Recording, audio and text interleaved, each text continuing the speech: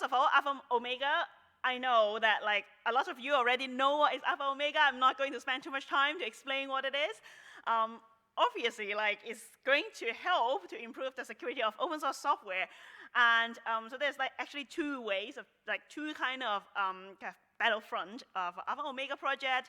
So Alpha project, actually Alpha represents the part that is like we are working with maintainers to improve the security for the critical projects. And Omega is to identify those critical projects so we can work with them.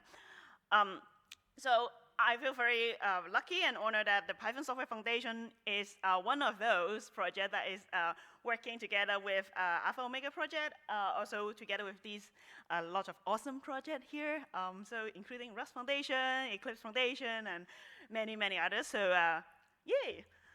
So what we have done with all this amazing support is that we have our first Security Developer-in-Residence. So Seth is our first security developer-in-residence ever for Python.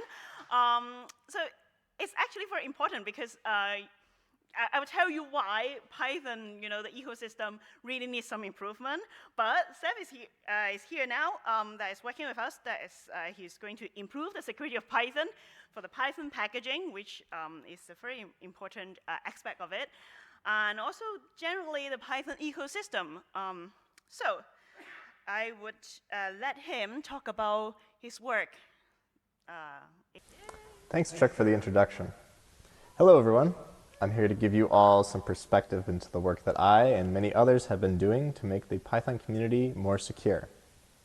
I'll start by highlighting some of the challenges, both technical and social, that we're facing today, list some of the recent accomplishments from the first few months that I've been in this role, and then show off a bit of what's coming next.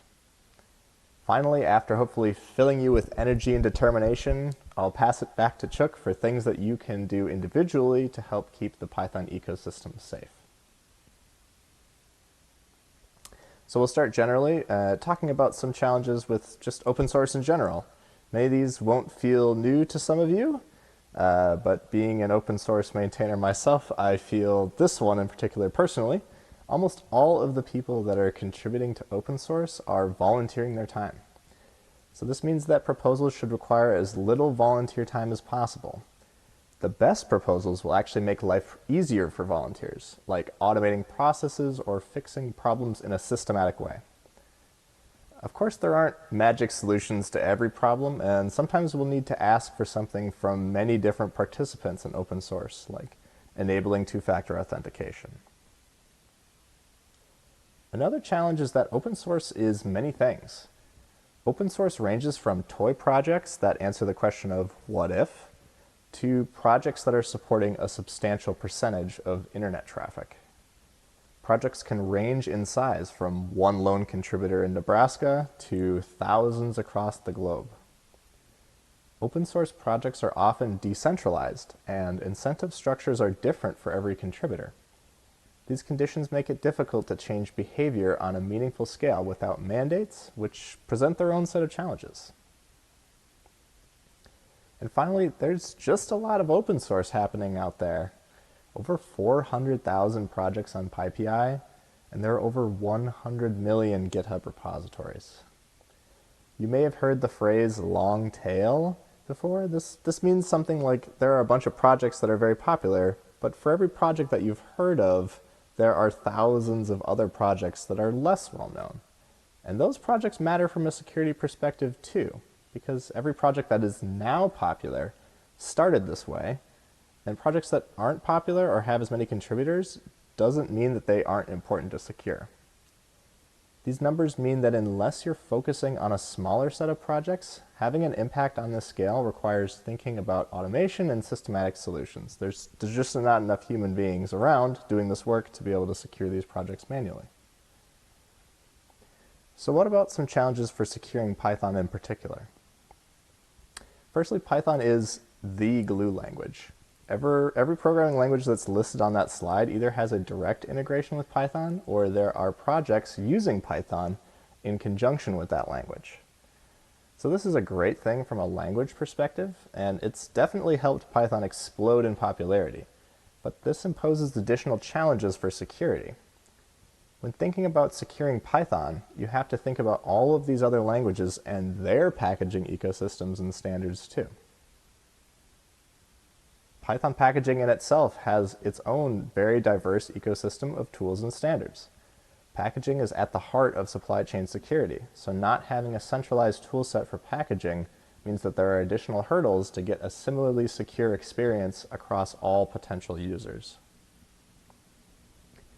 And finally, due to Python's cross-functional success, you can find it just about everywhere, from browser tabs to your spreadsheet cells and helicopters on Mars. So how can we ensure that everywhere that Python is used, that it is secure by default so that users don't need to worry about security and they can instead focus on their task at hand? So that's a lot to take in. There are a lot of challenges, and I knew about a lot of these before accepting the job. I'd like to share some guiding principles that I've applied ever since I was first announced as the Security Developer-in-Residence. And hopefully those will help make most of the opportunity in the face of these challenges. Those three values are sustainability, clarity, and visibility. Sustainability means that whatever investment I put into a project, it either can't be undone or it requires minimal upkeep to keep getting the benefits from. These are things like improving processes, automation, dealing with bureaucracy, or publishing standards. Security is incremental, and it's always evolving, so focusing my time on things that have the biggest bang for the buck without adding additional strain to the folks that are already maintaining projects is critical. Supply chain security and open source security are currently experiencing an explosion of complexity, and new tools and standards are popping up left and right. So this is why clarity is especially important. If everyone who's participating in open source today had to learn all there is to know about supply chain security, it just wouldn't be feasible. A big part of my role is to distill down everything that's happening in the security space and then partnering with the right people and projects to ensure that the value is realized. And then lastly, I have visibility. Security is one of those finicky fields that if everything is going according to plan, almost everyone won't know about your work and how much investment it takes to keep everything happily humming along. Or even worse, folks won't know where investment is desperately needed until something goes wrong. I've been attempting to tackle this problem by writing about what I'm working on, with weekly updates to my blog, and then public announcements for large achievements to the PSF blog, as well as noting down areas of future improvement and investment that I come across. We should all be proud and celebrate the work that we've done to keep our community safe. So now that I've been in this role for 2 months, let's talk about what I've accomplished so far. So imagine someone hands you a flash drive, and that it has a supposed release of Python on it. How can you be sure that that release of Python is legitimate? First of all, I wouldn't recommend you accept flash drives from strangers, but that's kind of what the internet is anyway. And then secondly, if you trust the release manager for that release, then you can use SigStore to verify the release signature.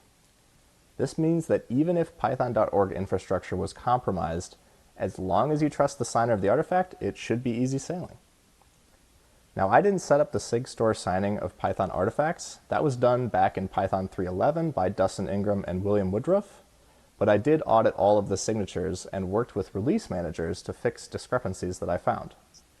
To prevent future discrepancies, I added controls to the Python release tooling that prevents anything bad from happening with the signatures, anything confusing, before they get published. I've been welcomed into the Python security response team, which are the fine folks behind the security@python.org email address. If you've got vulnerabilities, then we want them. Check out the guide that I've linked there on reporting vulnerabilities to the PSRT. Since joining the PSRT, I've been helping coordinate reports and fixes and have been publishing security advisories to the security-announce at python.org mailing list. You can subscribe to that mailing list to get notified when there are new security vulnerabilities in Python or pip and which versions to upgrade to. It's been really helpful to the PSRT to have a full-time coordinator of reports because it can be difficult as a volunteer to handle all of the back and forth that's required to coordinate fixes and reviews, timelines, and disclosures. By taking on the coordinator role, volunteers are only tagged in when necessary, thus reducing the need for them to constantly monitor the list of reports in case they're needed. While coordinating vulnerability reports, I was able to document the process all the way from the initial report to when security releases and advisories are published. I plan on taking what I learned here and making suggestions to improve the process, like introducing a ticketing system, which lets everyone know exactly where in the process each report is, and then hopefully allowing private collaboration between reporters and core developers working on the remediation. Just a few weeks ago, the Python Software Foundation was authorized as a CVE numbering authority, or CNA, and our initial scope is covering CPython and pip. The Python Software Foundation has staffed the CNA to take the burden off of Python and pip maintainers in needing to manage the CVE process, publish advisories, and manage disputes. This announcement also means that every CVE you see from now on from these projects has been reviewed and approved by the responsible security response teams and contains detailed and accurate information, even including steps for remediation or working around the issue while you're waiting to upgrade to the latest version. I'm taking what we learned through this process as an open source organization and writing a 2-part guide on going through the CNA onboarding program and the minimal processes needed to successfully operate a CNA. I'm hoping to publish these guides under the OpenSSF Vulnerability Disclosures Working Group, so stay tuned for that. I've also created a database of security vulnerabilities affecting Python. This database was backfilled from data that was manually curated by Victor Stinner, and for future advisories will be generated directly from CVEs issued by the PSF. These advisories are machine parsable using the open source vulnerability format, otherwise known as OSV, so it's easy to build tools and detectors that will know whether a given Python version is vulnerable or not. Having these advisories available also helps inform downstream distributors of Python to know which patches are important and correspond to a security vulnerability without having to manually sift through advisory emails. And there's already a community-run database of vulnerabilities affecting all Python packages on PyPI that can be used along with a tool called pip audit to detect whether any of your dependencies are affected by a known vulnerability. If you're installing software from PyPI, I highly recommend adding pip audit to your continuous integration system to check for known vulnerabilities and to know when to upgrade your dependencies. Okay, so that's an overview of what I've been able to accomplish in the past 2 months. So now we can look forward to what's coming next for Python security. One of the first things that I'd like to focus on is the release processes of both CPython and pip. These processes are fairly complex, sometimes involving multiple individuals and spanning different projects. My goal is to remove as much risk as possible from these processes, specifically from known supply chain attacks which have succeeded against other projects in the past. By working with the folks who manage these releases, I'm able to determine where changes can be made with minimal disruption. I'm hopeful that much of these release processes can be automated and made reproducible so that release managers will actually have less work to do compared to today with added security benefits. By putting these controls in place, some of the most critical projects in the Python ecosystem are guarded from attacks, which would have a huge downstream impact to users if those attacks were successful. Imagine, for example, if malware was distributed in a new release of Python or pip, like was the case for SolarWinds. The fallout would not be very fun to clean up. There are multiple Python enhancement proposals, also known as PEPs, that are of interest to me. I've reached out to each of their authors and have been reviewing them and hopefully helping them cross the finish line into becoming an accepted standard. I also intend to draft my own standard on packaging metadata for bundled projects. Since Python packages so often bundle other projects, and not necessarily projects written in Python, as I mentioned earlier, it's easy to miss that these projects are separately maintained and distributed, and capable of having their own vulnerabilities. I've already found and reported 2 such vulnerabilities that were exactly like this, and without more visibility into bundled projects, these sorts of vulnerabilities will be difficult to discover automatically. In terms of guidance, I would like to write a guide on best practices for securely using and developing Python projects, similar to the concise guide on the same topic for Node.js and NPM published by the OpenSSF. This guide would be something that maintainers and consumers alike can fall back on and point to know that they're doing the right thing for their organization and users, without having to do as much research themselves. By having a central location for this guide, it can also be kept up to date as new standards and best practices are made available. Now, if you've been following software security spaces, you've likely heard of SBOMs, or Software Bill of Materials, especially with regards to new government compliance requirements. An SBOM is essentially a document that lists all of the software and versions that are included inside something, like a container image, a release tarball, or a virtual machine. As you might imagine, these documents are really important to consumers, but the actual soul of SBOMs is important to many more folks. That soul is visibility into the software that's being built and run. Getting visibility into the software you're installing lets you know where it came from, whether it's maintained, or if it's affected by vulnerabilities across ecosystem boundaries. They let you look at how a piece of software was built years after the artifacts were first published. SBOMs and the formats themselves are only really important for encoding this valuable information. My plan for SBOMs in Python is to create authoritative SBOMs for critical and complex projects like CPython and pip, and then to make it easier to store that information needed to create SBOMs for other Python packages. By having authoritative SBOM information available, it'll help Python users have confidence that the SBOMs they're generating for their Python environments are correct and complete.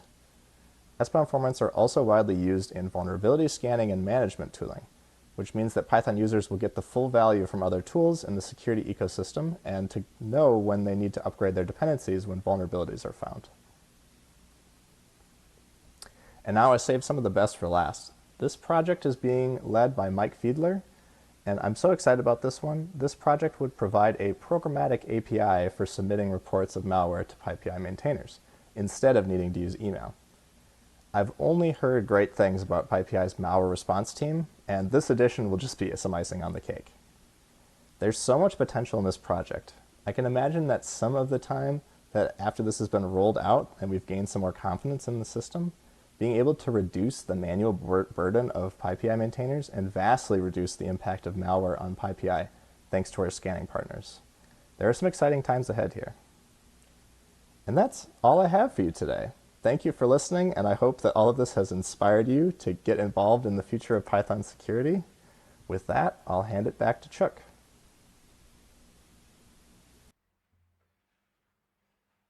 Okay, I'm back here. So, yeah, thank you, Seth, for the explanation. I'm sure that all of you are aware that actually making Python secure is quite important, but why? I'm going to list it out a little bit, kind of some of them Seth already mentioned in the video, but I can also, kind of adding a little bit of substance to it. So Python actually is used by a lot of people. So a little bit of statistic, we have 400,000 packages on Python package index PyPI. So some of them are super popular. I think the one that is most downloaded is Boto 3. I think it's used by some kind of CI process. But there are also a lot of them are like pet projects and like hobby projects and stuff. But nevertheless, we do have a lot of package that is actually used by a lot of researchers who, we have, because I go to a lot of Python events, I meet a lot of people. Some of them actually, they said they work for NASA, work for CERN, they're a researcher, they have done a lot of research projects, even like, for example, some of them are biomedical researchers. So remember these people, they are not trained as a software engineer. So the main goal to use Python is to, to help with their research. Also, Python is used in a lot of companies. For example, some financial institutes using in many banks, and even like a lot of governments will be using Python. For example, for their data science or data analyst team. So, yeah, these people they use Python probably as their first programming language because it's very easy to code. So a lot of them, actually security is not the first thing that they come in mind when they are using a open source package that they can get from PyPI, or maybe some researcher, after publishing the paper, they also publish the tool that they use, that they built. So these people, they have done a good job of their work, but they are not thinking about security a lot of times. So it's good to have these broad adaptation, but it also make all these users quite vulnerable if there's anything that happens because they don't have the right background to be sensitive to security issues and stuff. So we now have to do a lot of work to help to make Python more secure. So thanks to the Alpha Omega project and OpenSSF, we have Seth to help us. But as a user myself, a Python user myself, and a community member myself, we have to do more than that to make sure the Python is secure for everybody. For example, now we have tell everybody to use 2FA everywhere. We have so a few years ago we start to give a lot of critical project maintainers a UB key so they can do their 2FA when they log into PyPI. Also now it's enforced that everybody have to use 2FA on PyPI. So also, of course, not just PyPI, your other services online, you also need to be 2FA. Also, there's a lot of good practice we have to know because OpenSSF has a lot of good practice that we have published, so pay attention to those. Also, there will be blog posts on about PyPI and securities for the Python communities. So for the users, we keep talking about if you go to any Python event, there's always some talks about how to manage your dependencies, which dependency manager to use to make sure that you are using the most up-to-date and the stable versions of your dependencies.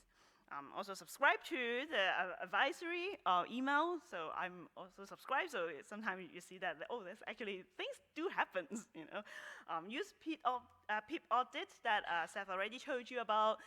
That is very important because, if your dependency is not updated, then you are making the people who are downstream also using a not updated dependencies.